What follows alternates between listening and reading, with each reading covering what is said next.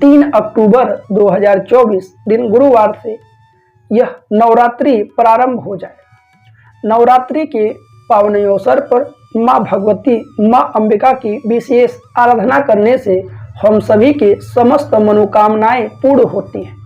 परंतु बहुत लोग ऐसे हैं जो साधना, जप, पूजा पाठ आदि नहीं कर पाते, तो उन्हें कौन से ऐसे 3 कार्य हैं, 3 उपाय हैं जिन्हें करने मात्र से माँ भगवती आप पर प्रसन्न होंगी और आपकी संपूर्ण मनोकामनाएं पूर्ण करेंगी।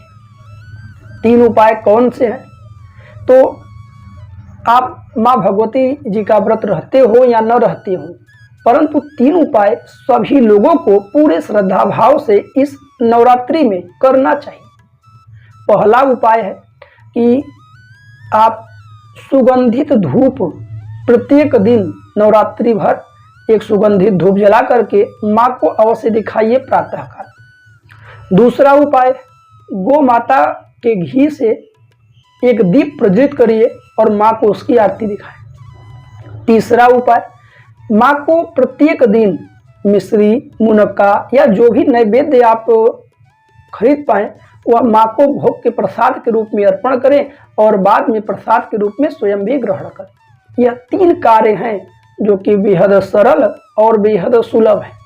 आप सभी को सुबह और शाम दोनों वेला में यह तीनों उपाय करने चाहिए। इससे माँ भगवती की कृपा आप सभी भक्तों पर बरसेगी। साथ ही साथ जो लोग माँ भगवती का कलश आदि बैठाते हैं उन्हें श्री दुर्गा सप्तशती का पाठ करना चाहिए, 13 अध्याय का।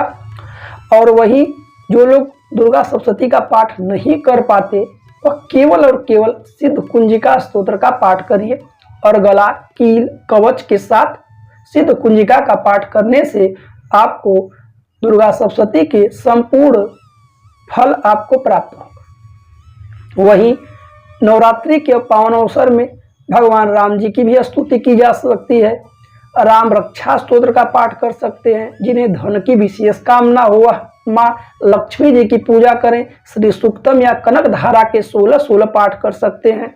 साथ ही साथ आप भगवान गणेश जी की भी आराधना नवरात्रि में कर सकते हैं। चाहे तो गणपत अथर्व शीर्ष का पाठ या फिर ओम गणपतये नमः, जो भी आपको सुलभ लगे वह पाठ जब तब आप इस नवरात्रि में अवश्य करिए। नवरात्रि का 9 दिन अपने आप में बेहद अद्भुत होता है। इन दिनों में आपकी जैसी भी दुर्लभ से दुर्लभ मनोकामना क्यों न हो, माँ भगवती जी की आराधना, पूजा पाठ करने से आपका सभी कामनाएं पूर्ण होती हैं और आपको लाभ होता है। इसलिए इस नवरात्रि को आप अपने हाथों से यूं ही न गंवाएं। इस नवरात्रि के अवसर पर आप सभी कुछ ना कुछ भगवती की आराधना, पूजा पाठ अवश्य करें। तो प्रिय दर्शकों, यह थे नवरात्रि के विषय में संपूर्ण